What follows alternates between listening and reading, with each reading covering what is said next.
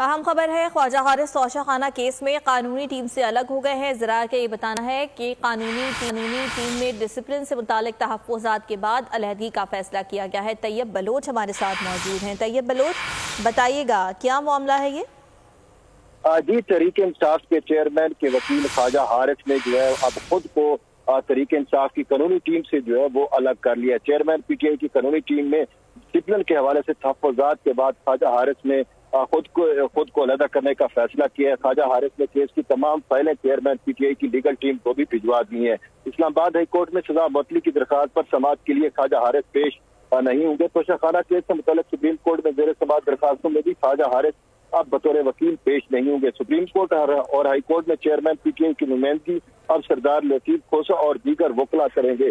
خواجہ حارث کے جو تحفظات ہے اس میں انہوں نے باضابطہ طور پر یہی کہا ہے کہ پی ٹی آئی کے وکلا میں نظم و ضبط کی جو ہے نظم و ضبط نہیں ہے اور ڈسپلن کی کمی ہے۔ اس کے ساتھ ساتھ گزشتہ سماعتوں میں بھی ہم نے دیکھا کہ جب تحریک انصاف کے چیئرمین کا ٹرائل چل رہا تھا تو تحریک انصاف کے وکلا کی جانب سے جج کے خلاف جو ہے وہ بدتمیزی بھی کی گئی اور ہلڑ بازی بھی کی گئی۔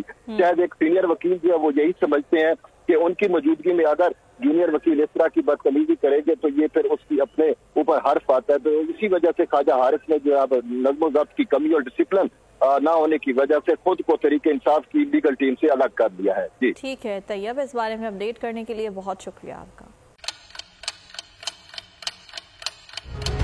آپ لوگ اس ملک پاکستان میں آزاد ہیں۔